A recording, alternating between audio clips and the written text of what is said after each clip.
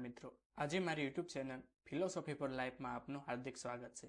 આજે આપણે ધોરણ 12ના તત્વજ્ઞાન વિશે વાત કરીશું, જેમાં પ્રકરણ નંબર 1 વિધાનના રૂપો અને તેના પ્રકારોની વિસ્તૃત સમજૂતી મેળવીશું। આપણે પહેલા વિડીયોમાં કેટલાક મુદ્દાઓની વાત કરી દીધી હતી, જેમાં તાર્કિક કારકો અથવા તાર્કિક સહયોગીઓ, વિધાનપરક અચલ અને વિધાનપરક પરિવર્તી આ મુદ્દાની વાત કરી હતી। આજે આપણે તેનાથી થોડાક આગળ વધી જે 5 આપણા તાર્કિક કારકો છે તેનું સત્યતા કોષ્ટક દ્વારા વિશ્લેષણ કરીશું। અને જો મિત્રો તમે મારી ચેનલને સબસ્ક્રાઇબ નથી કરી તો ચેનલને સબસ્ક્રાઇબ કરી દેજો, અને જો વિડીયો તમને ગમે તો લાઇક કરી, કોમેન્ટ કરી પોતાના મિત્ર સાથે શેર કરવાનું ભૂલશો નહીં। ચાલો તો આપણે આગળ જઈએ। જે આપણા 5 મૂળભૂત તાર્કિક કારકો છે, જે નિષેધ, સમુચય, વિકલ્પ, શરતી અને દ્વિશરતી, એમાંથી પહેલું કારક છે નિષેધ, જેની તમે કેટલાક મુદ્દાઓની સમજૂતી તમે 11મા ધોરણમાં મેળવી લીધી છે। તેને સત્યતા કોષ્ટકની રજૂઆત તમારા 11મા ધોરણમાં થઈ ગઈ છે, તેનું સત્યતા મૂલ્ય એ પણ તમારા 11મા ધોરણમાં થઈ ગયું છે, પણ તેનાથી થોડુંક આગળ વધીને આજે આપણે વાત કરવાની છે। તો પહેલું જોઈએ સત્યતા કોષ્ટક શું છે કે ઘટકરૂપ વિધાન અને તેનું સત્યતા મૂલ્ય, અને બીજું છે સંયુક્ત વિધાન અને તેનું સત્યતા મૂલ્ય। જેમ તમે જાણો છો મિત્ર, જો નિષેધમાં મૂળ વિધાન એટલે કે ઘટકરૂપ વિધાન સત્ય હોય તો તેનું નિષેધક વિધાન જેનું સંયુક્ત વિધાન છે તો તે નિષેધ પી અસત્ય થશે, અને જો ઘટકરૂપ વિધાન અથવા મૂળ વિધાન પી અસત્ય હોય તો જેનું સંયુક્ત વિધાન છે તો તેનું મૂલ્ય થશે નિષેધ પી સત્ય। જો મૂળ વિધાન સત્ય હોય તો તેનું સંયુક્ત વિધાન નિષેધ પી વિધાન થશે અસત્ય, અને જો મૂળ વિધાન પી અસત્ય હોય તો તેનું સંયુક્ત વિધાન એટલે કે નિષેધ પી વિધાન થશે સત્ય। જો સત્ય હોય તો અસત્ય અને અસત્ય હોય તો સત્ય। જે તમે સત્યતા કોષ્ટકની 11મા ધોરણમાં સારી રીતે સમજૂતી મેળવી લીધી છે। અહીંયા આપણે થોડીક જ ઉપર છેલ્લી માહિતી મેળવવાની છે સત્યતા કોષ્ટકની, પણ એના આધારે વિશ્લેષણ કઈ રીતે કરવું તે મેન આપણે ખાસ ધ્યાનમાં રાખવાનું છે। તો પહેલી બાબત છે કે નિષેધ એ એકમુખી કારક છે। કેવું કારક છે? એકમુખી।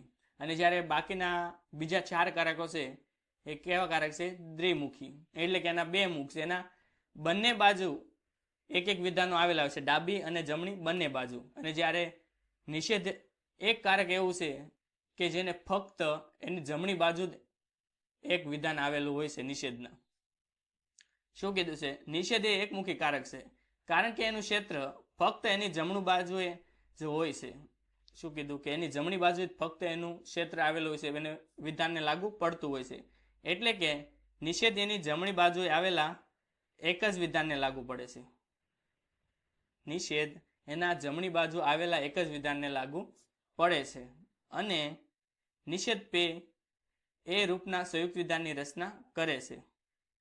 કેવા વિધાનની રચના કરે છે? નિષેધ પી, એટલે કે પી તરીકે આપણે કોઈ પણ એક વિધાન તરીકે ધાર્યું છે, અનુમાન કર્યું છે, કે નક્કી કર્યું, ફિક્સ કર્યું છે, પણ જો નિષેધ આવતું હોય તો એને નિષેધ પી તરીકે લખી શકાય। પહેલા નિષેધ અને ત્યારબાદ જે મૂળ વિધાન હોય, કોઈ પણ વિધાન હોય પી, તો એ નિષેધ પી એ રૂપમાં સંયુક્ત વિધાનની રચના કરે છે, અને પી એ નિષેધની જમણી બાજુના ક્ષેત્રમાં આવતા વિધાનનું સ્થાન નિર્દેશ કરે છે અથવા સૂચવે છે। જે પી છે એ નિષેધની હંમેશા કઈ બાજુ હશે? જમણી બાજુ। નિષેધની કઈ બાજુ હશે? જમણી બાજુ। ત્યારબાદ જોઈએ બીજી બાબત કે નિષેધ એ સત્યતાફલને લક્ષી કારક છે, કારણ કે નિષેધ એ એવા સત્યતાફલને લક્ષી સંયુક્ત વિધાનની રચના કરે છે કે જેનું સત્યતા મૂલ્ય એના ઘટકરૂપ વિધાનોના સત્યતા મૂલ્યને આધારે જ નક્કી થાય છે। નિષેધ જે છે કારક એ સત્યતાફલને લક્ષી કારક છે, કારણ કે તેના આધારે જે સંયુક્ત વિધાનની રચના થાય છે તો તેનું મૂલ્ય, જે એનું સત્યતા મૂલ્ય તેના ઘટકરૂપ વિધાનોના આધારે નક્કી થાય છે। તેના કારણે નિષેધ એ સત્યતાફલને લક્ષી સંયુક્ત વિધાન છે। આ બાબત બધામાં તમારે સેમ આવશે। નિષેધ, સમુચય, વિકલ્પ, શરતી, દ્વિશરતી બધામાં આ બાબત તમારે લાગુ પડશે। ખાલી થોડાક જ તમારે જે કારક હશે કારક ચેન્જ કરવાનો આવશે, અને થોડુંક વિધાનની રજૂઆત થોડીક ખાલી સુધારો કરવામાં આવશે, બધામાં સેમ બાબત રહેશે। એટલે કે તમે કોઈ પણ એક કારક વિશે સમજૂતી મેળવી લો તો બધા કારકો વિશે તમે માહિતી લખી શકો છો. જોઈએ દાખલા તરીકે સુભાષબાબુ જીવંત નથી એ નિષેધક વિધાનમાં સુભાષબાબુ જીવંત છે. ઘટકરૂપ વિધાન જો સત્ય હોય તો સુભાષબાબુ જીવિત નથી એ વિધાન અસત્ય ઠરે. અને જો સુભાષબાબુ જીવિત છે એ ઘટકરૂપ વિધાન જો અસત્ય હોય તો સુભાષબાબુ જીવિત નથી એ વિધાન સત્ય ઠરે. એટલે કે જો મૂળ વિધાન સત્ય હોય, જો અહીંયા કીધું છે કે જો મૂળ વિધાન સત્ય હોય તો એનું નિષેધક વિધાન, નિષેધક સમુચય વિધાન અસત્ય થશે. કેવું થશે? અસત્ય. જો આ સત્ય હોય તો આ એનું સંયુક્ત વિધાન કેવું થશે? અસત્ય. અને જો ઘટકરૂપ વિધાન અસત્ય હોય, કેવું હોય? અસત્ય, તો એનું સંયુક્ત વિધાન થશે સત્ય. શું થશે? સત્ય. એટલે કે જો સત્ય હોય તો અસત્ય અને અસત્ય હોય તો સત્ય. બંને એકબીજાની વિરોધી બાબત જોવા મળે છે. તો સુભાષબાબુ જીવિત નથી એ નિષેધક વિધાનમાં એક બીજું વિધાન સમાયેલું છે કે સુભાષબાબુ જીવિત છે. અને જો સુભાષબાબુ જીવિત છે એ વિધાન સત્ય હોય તો સુભાષબાબુ જીવિત નથી એ વિધાન અસત્ય બને. અને એ જ રીતે જો સુભાષબાબુ જીવિત છે એ વિધાન ખોટું હોય તો સુભાષબાબુ જીવિત નથી એ વિધાન સત્ય બને. ત્યારબાદ આગળ જઈએ.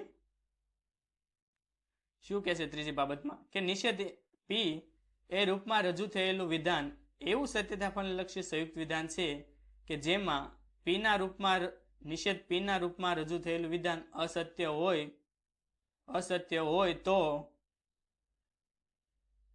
અસત્ય તો બને જો પી સત્ય હોય. શું કહે છે? ફરીથી જોઈએ કે નિષેધ પી એ રૂપમાં રજૂ થયેલું વિધાન સત્યતાપણલક્ષી સંયુક્ત વિધાન છે જેમાં પીના રૂપમાં રજૂ થયેલું વિધાન, નિષેધ પીના રૂપમાં રજૂ થયેલું વિધાન અસત્ય તો બને જો પીને સ્થાને આવતું વિધાન સત્ય હોય. જેમ આપણે આગળ સત્યતા કોષ્ટકમાં સમજૂતી મેળવી, જો પી સત્ય હોય તો નિષેધ પી કેવું થશે? અસત્ય. અને એ જ રીતે કે નિષેધ પીના રૂપમાં રજૂ થયેલું વિધાન સત્ય તો બને જો પીને સ્થાને આવતું વિધાન અસત્ય હોય. અને તે જ રીતે આપણે જે બીજી બાબત જોઈ હતી કે જો પી વિધાન અસત્ય હોય તો એનું નિષેધ પી કેવું થશે? સત્ય. કેવું થશે? સત્ય. એટલે કે બંને એકબીજાની વિરોધી બાબત થશે. જો ટી હોય તો એફ મૂકી દેવાનું અને એફ હોય તો ટી મૂકી દેવાનું.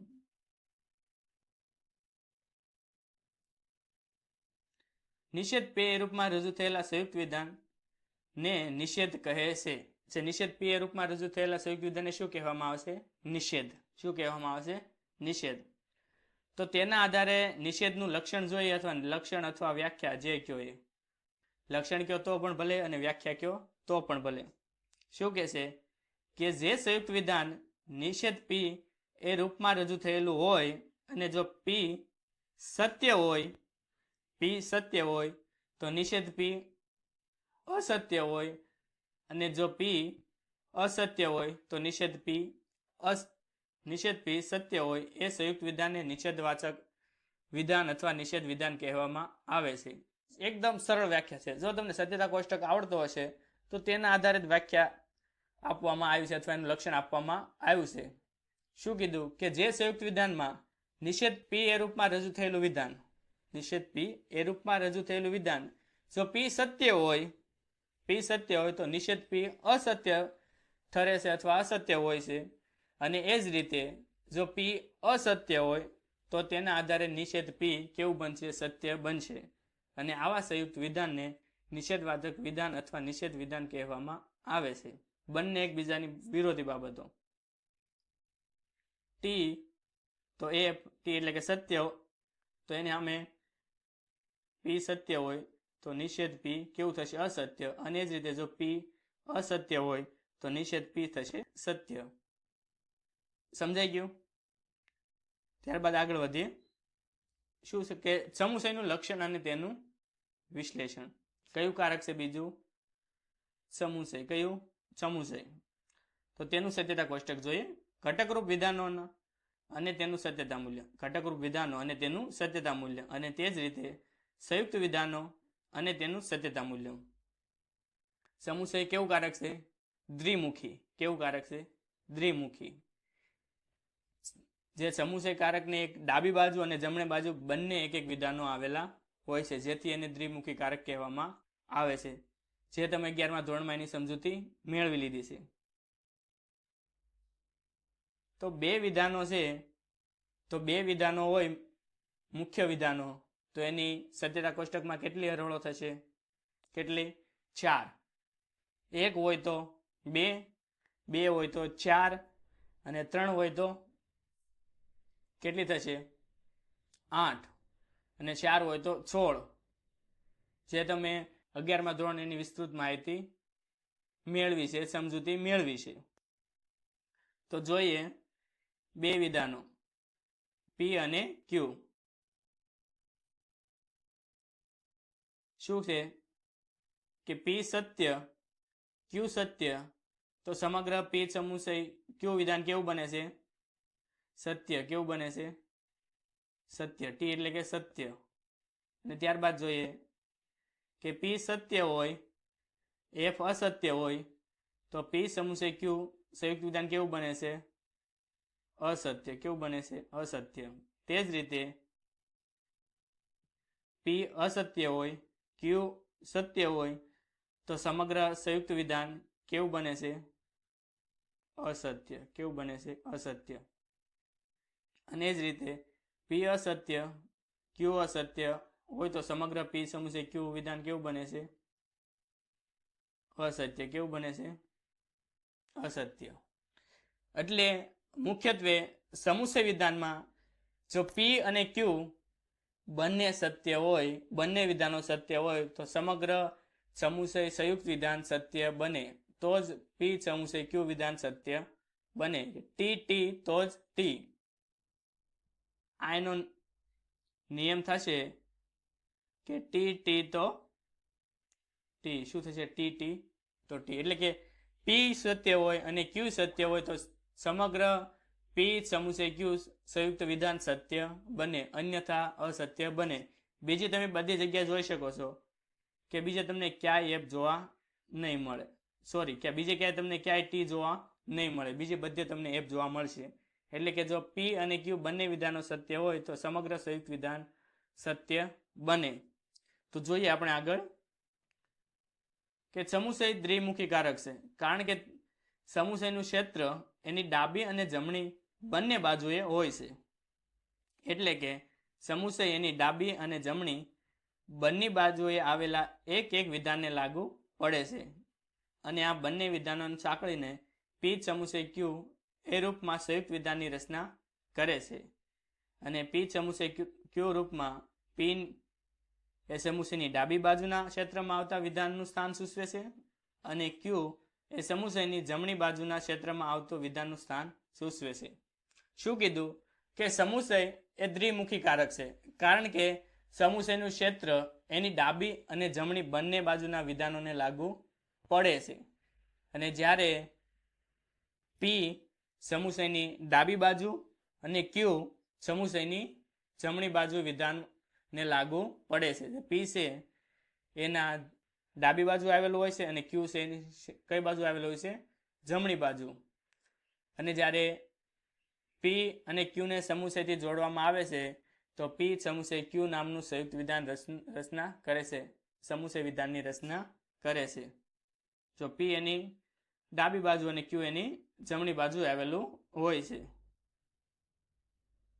ત્યારબાદ જોઈએ કે સમુચય સત્યતા ફલનલક્ષી કારક છે, કારણ કે સમુચય એ એવા સત્યતા ફલનલક્ષી સંયુક્ત વિધાનની રચના કરે છે કે જેનું સત્યતા મૂલ્ય તેના ઘટકરૂપ વિધાનોના સત્યતા મૂલ્યના આધારે જ નક્કી થાય છે. આ બીજો મુદ્દો છે, તમારે બધામાં કારકોમાં એક સેમ સરખો હશે કે સમુચય એ સત્યતા ફલનલક્ષી કારક છે. કેવું કારક છે? સત્યતા ફલનલક્ષી.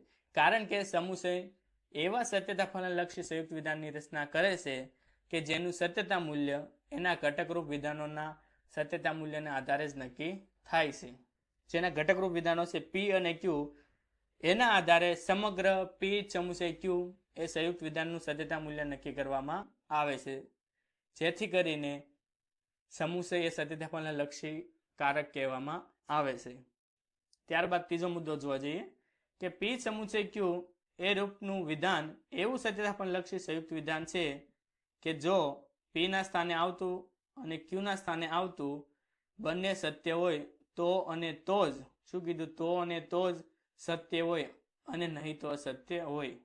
શું કહેશે કે પી સમુચય ક્યુ એ રૂપનું વિધાન તો સત્ય બને જો પી ના સ્થાને આવતું વિધાન સત્ય હોય અને ક્યુ ના સ્થાને આવતું વિધાન સત્ય હોય. જો બંને પી અને ક્યુ બંને વિધાનો સત્ય હોય તો સમગ્ર સંયુક્ત વિધાન પી સમુચય ક્યુ એ રૂપનું સંયુક્ત વિધાન સત્ય બને. જેમ આપણે સત્યતા કોષ્ટકમાં જોયું હતું કે જો પી સત્ય ક્યુ સત્ય બંને સત્ય હોય તો સમગ્ર પી સમુચય ક્યુ એ રૂપનું સંયુક્ત વિધાન સત્ય બને, નહીતર અન્યથા અસત્ય બને. બીજા બધામાં જોઈ શકો છો તમે એફ જોવા મળે છે. શું કહેશે ત્યારબાદ કે પી સમુચય ક્યુ એ રૂપમાં રજૂ થયેલા સંયુક્ત વિધાનને સમુચય કહે છે. શું કહેવામાં આવે છે? સમુચય. તમને એક માર્કમાં પણ આ પૂછી શકે કે પી સમુચય ક્યુ એ રૂપમાં રજૂ થયેલા વિધાનને શું કહેવામાં આવે છે, સંયુક્ત વિધાનને શું કહેવામાં આવે છે? તો તમારે ત્યાં લખવાનું સમુચય. અને ત્યારબાદ સમુચયમાં સમાવેશ પામતા બે વિધાનોના પ્રત્યેકને સમુચિત શું કહેવામાં આવે છે? સમુચિત. જે પી અને ક્યુ છે તેને સમુચિત કહેવામાં આવે છે. જે સંયુક્ત વિધાનમાં સમાવેશ પામતા પી અને આ ક્યુ બંનેને શું કહેવામાં આવે છે? સમુચિત, સમુચિતો. એનું લક્ષણ જોઈએ કે જે સંયુક્ત વિધાન પી સમુચય ક્યુ એ રૂપમાં રજૂ થયેલું હોય અને જો પી અને ક્યુ બંને સત્ય હોય તો અને તો જ સમગ્ર પી સંયુક્ત વિધાન સત્ય હોય, નહીં તો અસત્ય સમુચય વિધાન બને. એકદમ સરળ વ્યાખ્યા છે જે આપણે આગળ જોયું આગળના મુદ્દામાં કે જો પી અને ક્યુ એ રૂપમાં રજૂ થયેલું સંયુક્ત વિધાન જો પી સત્ય હોય અને ક્યુ પણ વિધાન સત્ય હોય તો સમગ્ર પી સમુચય ક્યુ સંયુક્ત વિધાન સત્ય બને, નહીતર અસત્ય બને. આ એનું લક્ષણ છે, આ એનું વ્યાખ્યા છે. જે કયો એ એકદમ સરળ વ્યાખ્યા છે. જો તમે આગળનો કોષ્ટક છે એ સમજી જશો તો તમને સરળતાથી એ સમજાય જશે. ત્યારબાદ જોવા જઈએ વિકલ્પન. કેવું કારક છે વિકલ્પન? દ્વિમુખી કારક. એક જ કારક એવું છે નિષેધ જે એકમુખી કારક છે. ઘટકરૂપ વિધાનો અને એમના સત્યતા મૂલ્યો, એ જ રીતે સંયુક્ત વિધાન અને એનું સત્યતા મૂલ્ય. પી સત્ય ક્યુ સત્ય તો સમગ્ર પી વિકલ્પન ક્યુ વિધાન કેવું થાય છે? સત્ય. એ જ રીતે જોવા જઈએ તો પી સત્ય ક્યુ અસત્ય તો સમગ્ર સંયુક્ત વિધાન પી વિકલ્પન ક્યુ કેવું બન્યું? સત્ય.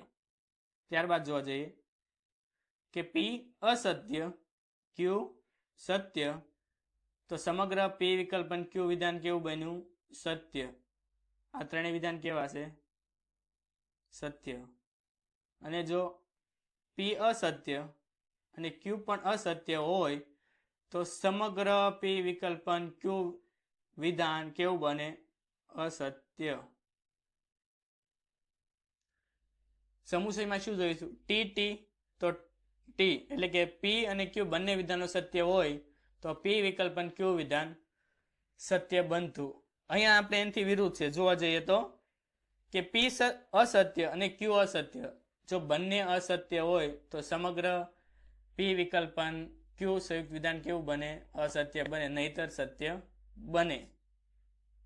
જો એફ એફ તો જ એફ. જ્યાં વિકલ્પન દેખાય અને ત્યાં આપણને એફ એફ દેખાય તો જ આપણે એફ મૂકવાનો, નગર બીજે બધે આખું બંધ કરીને ટી મૂકી દેવાનો.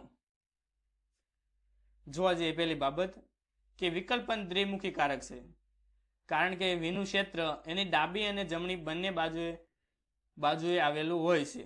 ને પી વિકલ્પન ક્યુ એ રૂપમાં પી વિકલ્પનની ડાબી બાજુએ આ પી વિકલ્પનની ડાબી બાજુએ ના ક્ષેત્રમાં આવતું હોય છે અને જ્યારે ક્યુ એ વિકલ્પનની જમણી બાજુના ક્ષેત્રમાં આવતા વિધાનને લાગુ પડે છે.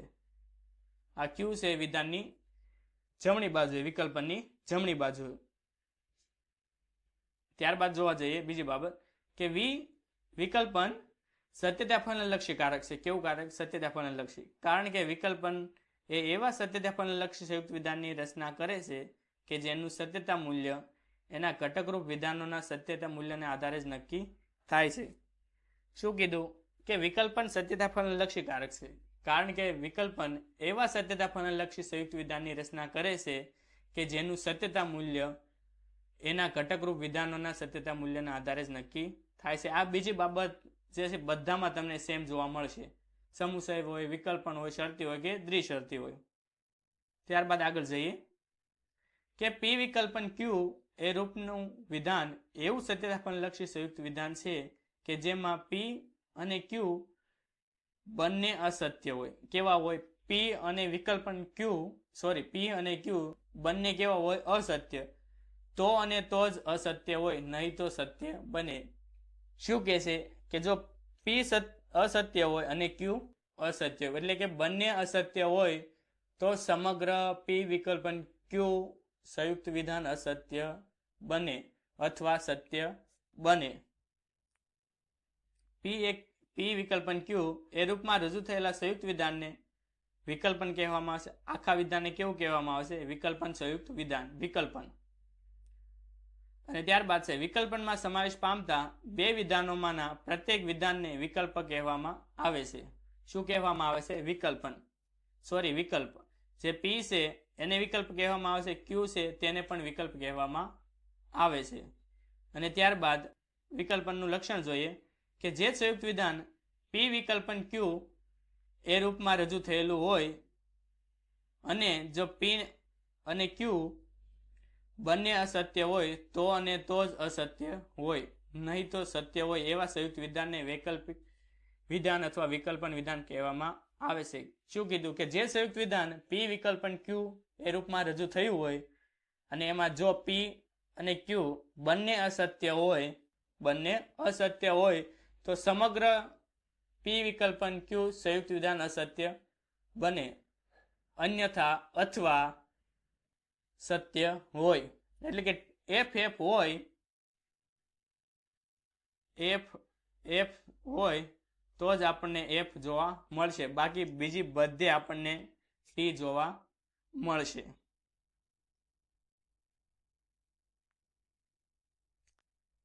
ત્યારબાદ આપણે આગળ જઈએ. પછીનું કારક છે શરતી. કયું કારક છે? શરતી. શરતીનું લક્ષણ અને તેનું વિશ્લેષણ. ઘટકરૂપ વિધાન અને એમના સત્યતા મૂલ્ય. ત્યારબાદ સંયુક્ત વિધાન અને એમનું સત્યતા મૂલ્ય.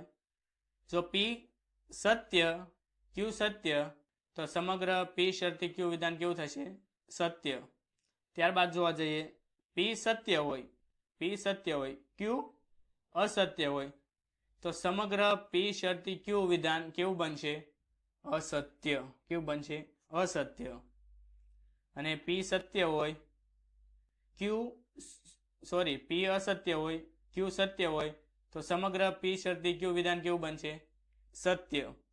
અને ત્યારબાદ પી અસત્ય હોય, ક્યુ પણ અસત્ય હોય, તો પણ સમગ્ર પી શરતી ક્યુ વિધાન કેવું બને છે? સત્ય. એટલે કે જો પી સત્ય હોય અને ક્યુ અસત્ય હોય તો સમગ્ર પી શરતી ક્યુ સંયુક્ત વિધાન કેવું બનશે? અસત્ય બનશે, નહીતર બીજા બધામાં સત્ય બનશે. જો પૂર્વાંગ સત્ય અને ઉત્તરાંગ અસત્ય હોય તો સમગ્ર શરતી વિધાન કેવું બને? અસત્ય બને, અન્યથા સત્ય હોય.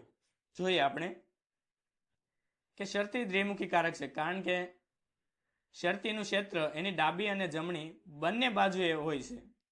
કેવું કારક છે? દ્વિમુખી, જેની આપણે આગળ જોયું જ છે. એટલે કે શરતી એની ડાબી અને જમણી બંને બાજુએ આવેલા એક એક વિધાનને લાગુ પડે છે અને આ બંને વિધાનોને સાંકળીને પી શરતી ક્યુ એ રૂપમાં સંયુક્ત વિધાનની રચના કરે છે, જેમાં પી એને ડાબી બાજુના ક્ષેત્રમાં આવતા વિધાનનું સ્થાન સૂચવે છે અને ક્યુ એ શરતીની જમણી બાજુના ક્ષેત્રમાં આવતું સ્થાન સૂચવે છે. પી છે શરતીની ડાબી બાજુ અને ક્યુ છે શરતીની જમણી બાજુ આવેલું હોય છે. આ બે બાબત બધામાં આપણને સેમ જોવા મળશે, પહેલી અને બીજી. ત્યારબાદ શું છે? બીજી બાબત જોઈએ તો શરતી સત્યતા ફલનલક્ષી કારક છે, કારણ કે શરતી એ એવા સત્યતા ફલનલક્ષી સંયુક્ત વિધાનની રચના કરે છે કે જેનું સત્યતા મૂલ્ય એના ઘટકરૂપ વિધાનોના સત્યતા મૂલ્યને આધારે જ નક્કી થાય છે. જેમ આપણે બીજા બધા કારકોમાં જોયું હતું કે બધા કારકો કેવા કારકો છે? સત્યતા ફલનલક્ષી કારકો, કારણ કે તેનું સત્યતા મૂલ્ય તેના ઘટકરૂપ વિધાનોના આધારે નક્કી થાય છે. ત્યારબાદ જોઈએ કે પી શરતી ક્યુ રૂપનું વિધાન એવા સત્યતા ફલનલક્ષી સંયુક્ત વિધાનની રચના કરે છે કે જો પી સત્ય હોય અને ક્યુ અસત્ય હોય તો અને તો જ અસત્ય હોય, નહીં તો સત્ય હોય છે અથવા સત્ય બને છે. એટલે કે શરતી કારકનો એવો નિયમ છે કે જો પૂર્વાંગ સત્ય હોય અને ઉત્તરાંગ અસત્ય હોય, એટલે કે પી સત્ય હોય અને ક્યુ અસત્ય હોય તો સમગ્ર સંયુક્ત વિધાન અસત્ય બને, અન્યથા અથવા સત્ય બને. એટલે કે ટીએફ હોય તો જ આપણને એફ જોવા મળશે, નકર બીજે બધે આપણને ટી જોવા મળશે. એટલે કે પૂર્વાંગ સત્ય અને ઉત્તરાંગ અસત્ય હોય તો જ આપણને સમગ્ર શરતી વિધાન અસત્ય જોવા મળશે. કે પી શરતી ક્યુ એ રૂપમાં રજૂ થયેલા સંયુક્ત વિધાનને શરતી વિધાન કહે છે. શરતી વિધાનની પહેલા આવતા વિધાનને પૂર્વાંગ કહેવામાં આવે છે અને તેના પછી આવતા વિધાનને ઉત્તરાંગ કહેવામાં આવે છે. એટલે કે જે પી હોય છે, પી એને શું કહેવામાં આવે છે? પૂર્વાંગ. અને જે ત્યારબાદ હોય છે એને કહેવામાં આવે છે ઉત્તરાંગ. શું કહેવામાં આવે છે? ઉત્તરાંગ. જે પહેલા આવે એને પૂર્વાંગ અને પછી આવે અંતમાં આવે એટલે કે ઉત્તરાંગ, એને કહેવામાં આવે ઉત્તરાંગ. એટલે કે પી થશે પૂર્વાંગ અને ક્યુ થશે ઉત્તરાંગ. તો શરતી વિધાનનું લક્ષણ જોઈએ કે જે સંયુક્ત વિધાન પી શરતી ક્યુ એ રૂપમાં રજૂ થયેલું હોય અને જો પી સત્ય હોય અને ક્યુ અસત્ય હોય તો અને તો જ સમગ્ર શરતી વિધાન અસત્ય હોય, નહીં તો સત્ય હોય, એવા સંયુક્ત વિધાનને શરતી વિધાન કહેવામાં આવે છે. જેમ આપણે ઉપર જોયું એમ કે પૂર્વાંગ સત્ય હોય અને ઉત્તરાંગ અસત્ય હોય તો સમગ્ર શરતી વિધાન અસત્ય બને, અન્યથા સત્ય હોય અથવા સત્ય હોય. એટલે કે પી સત્ય અને ક્યુ અસત્ય હોય તો શરતી વિધાન અસત્ય બને, નહીં તો સમગ્ર શરતી વિધાન કેવું બને? સત્ય. જે આ વ્યાખ્યા છે, લક્ષણ છે, જે આપણે ત્રીજા મુદ્દામાં જોયું એ જ બાબત અહીંયા આપણે જોવા મળે છે. એટલે કે જો તમે બધા કારકો છે, કારકોનો નિયમો યાદ રાખી લેશો કે ક્યારે સત્ય અને ક્યારે અસત્ય, તો એની બધી વ્યાખ્યા તમે લખી શકશો બધા કારકોની. જેમ આપણે જોયું નિષેધમાં, જે મૂળ વિધાન પી સત્ય હોય તો નિષેધ પી કેવું થશે? અસત્ય. કેવું થશે? અસત્ય. અને મૂળ વિધાન અસત્ય હોય તો નિષેધ પી થશે સત્ય. એ જ રીતે સમુચયનું શું હતું? સમુચયમાં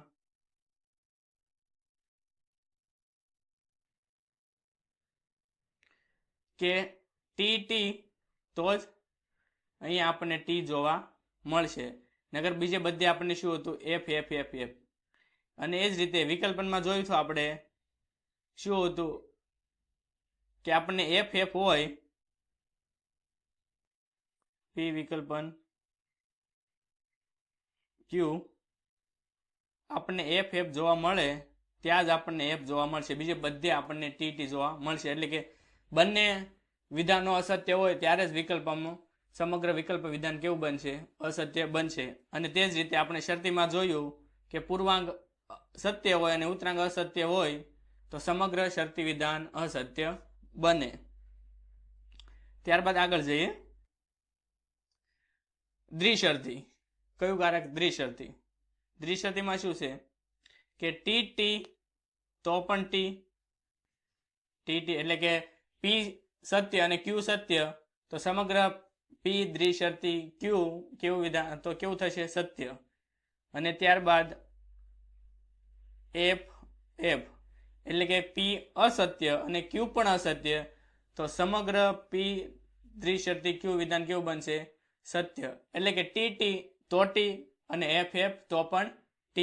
કાં તો બંને વિધાનો સત્ય હોય તો પણ સમગ્ર દ્વિશરતી વિધાન સત્ય બને, અથવા બંને વિધાનો અસત્ય હોય તો પણ સમગ્ર દ્વિશરતી વિધાન કેવું બનશે? સત્ય. એટલે કે TT તો પણ T અને FF તો પણ T, બાકી બધે FF. TF હોય તો પણ F અને FT હોય તો પણ F.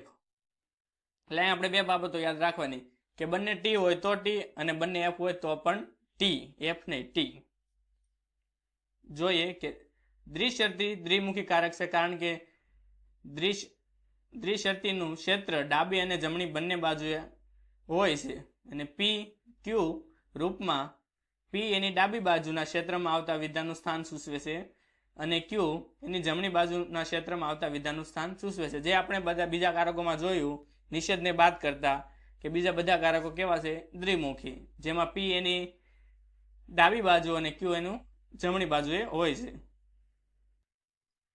ત્યારબાદ જોઈએ કે દ્વિશરતી સત્યતા ફલનલક્ષી કારક છે કારણ કે દ્વિશરતી એ એવા સત્યતા ફલનલક્ષી સંયુક્ત વિધાનની રચના કરે છે કે જેનું સત્યતા મૂલ્ય એના ઘટકરૂપ વિધાનોના સત્યતા મૂલ્યને આધારે જ નક્કી થાય છે. આ પણ બાબત આપણે બીજા કારકોમાં જોઈ, સેમ જ બાબત છે. ત્યારબાદ જોઈએ કે P દ્વિશરતી Q રૂપનું વિધાન એવું સત્યતા ફલનલક્ષી સંયુક્ત વિધાન છે કે જો P અને Q એ બંને સત્ય હોય, P અને Q બંને સત્ય હોય અથવા બંને અસત્ય હોય તો અને તો જ P દ્વિશરતી Q રૂપનું વિધાન સત્ય હોય અને નહીં તો અસત્ય હોય. જેમ આપણે કોષ્ટકમાં જોયું કે TT તો T અને FF તો પણ T. એટલે કાં તો બંને વિધાન સત્ય હોય તો સમગ્ર દ્વિશરતી વિધાન સત્ય બને, કાં તો બંને વિધાનો અસત્ય હોય તો સમગ્ર દ્વિશરતી વિધાન સત્ય બને. એટલે કીધું એમ કાં તો બંને સત્ય હોવા જોઈએ કાં તો બંને અસત્ય હોવા જોઈએ તો સમગ્ર P દ્વિશરતી Q વિધાન સત્ય બને, નહીં તો અસત્ય હોય.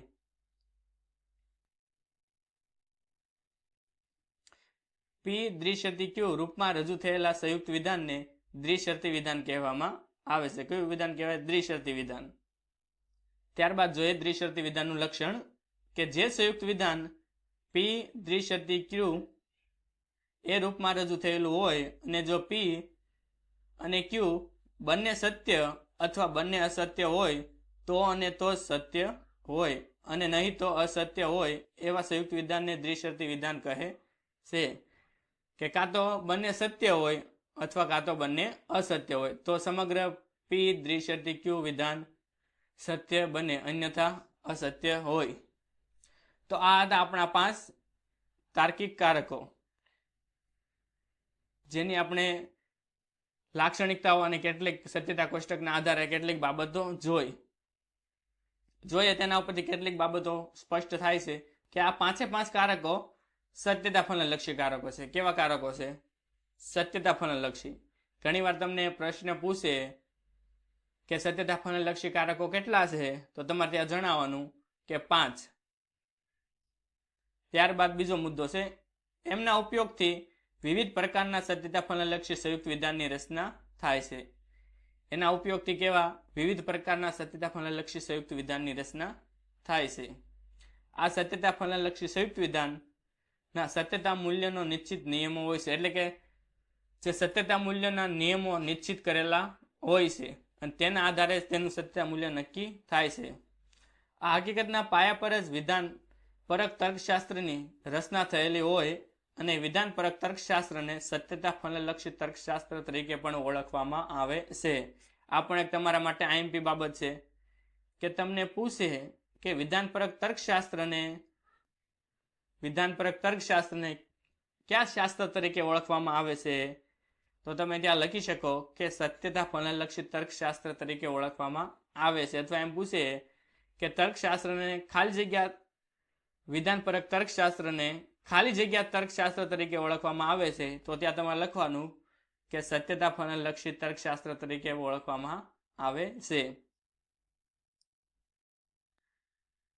તો આ વિડીયોમાં આપણે આટલે સુધી રાખીએ. પછી આના પછીના જે વિડીયો આવશે તેમાં વધારે બીજા પોઈન્ટ મુદ્દાની વાત કરવામાં આવશે. અને જો મિત્રો તમે મારી ચેનલને સબસ્ક્રાઇબ નથી કરી તો ચેનલને સબસ્ક્રાઇબ કરી દેજો. અને જો વિડીયો તમને ગમે તો લાઇક કરી, કોમેન્ટ કરી અને પોતાના મિત્રો સાથે શેર કરવાનું ભૂલશો નહીં. નમસ્તે.